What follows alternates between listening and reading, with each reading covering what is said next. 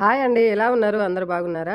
మనకి సమ్మర్ అంటేనే మామిడికాయలండి. వాటిని ఎలా మర్చిపోతామండి? వాటితో ఏదో ఒకటి చేయకపోతే ఎలాగా చెప్పండి. అందుకనే ఈ రోజు మనం మామిడికాయ పులిహోర చేసుకుందామండి. మనం దీనికోసం మామిడికాయలను శుభ్రంగా కడుక్కొని తొక్క తీసుకొని తురుముకొని దాన్ని ఒక బౌల్లోకి తీసుకోవాలండి. స్టవ్ వెలిగించేసి ఒక ప్యాన్ పెట్టుకొని అందులో కొంచెం ఆయిల్ వేసుకోవాలండి. ఆయిల్ మనం చేసే దాన్ని బట్టి క్వాంటిటీని బట్టి వేసుకోవాలండి. అందులో కొన్ని పల్లీలు శనగపప్పు వేంపి పక్కన పెట్టేసుకొని అందులో పచ్చిమిర్చి వేసేసుకొని దాని తర్వాత కొంచెం ఎండుమిర్చి కూడా వేసుకుందామండి. కొంచెం కరివేపాకు, మనం తురుముకున్న మామిడి తురుము వేసి కొంచెం వేంపాలి. ఒక 2 మినిట్స్ కలుపుకున్న తర్వాత అందులో కొంచెం పసుపు, కొంచెం ఇంగువ ఇష్టం లేని వాళ్ళు అయితే ఇగ్నోర్ చేసేయండి. కొంచెం సాల్ట్ వేసి మంచిగా వేగేటట్టు కలుపుకోవాలండి. తర్వాత మనం రైస్ వేసుకోవాలి. బాగా కలుపుకున్న తర్వాత మనం ఇందాక వేంపి పెట్టుకున్నాం కదండి పల్లీలు శనగపప్పు, అవి కూడా వేసి కలుపుకోవాలండి. మనం ముందే కోసి పెట్టుకున్నాం కదండి ముక్కలు, అందులో కొంచెం ఉప్పు, కారం, ఆయిల్ వేసి బాగా కలుపుకోవాలండి. సూపర్గా ఉంటాయి టేస్ట్. ఎందుకంటే అసలు సమ్మర్ కచ్చ మామిడికాయలు అంటేనే ఈ ముక్కలు ఖచ్చితంగా తినాలి కదండి.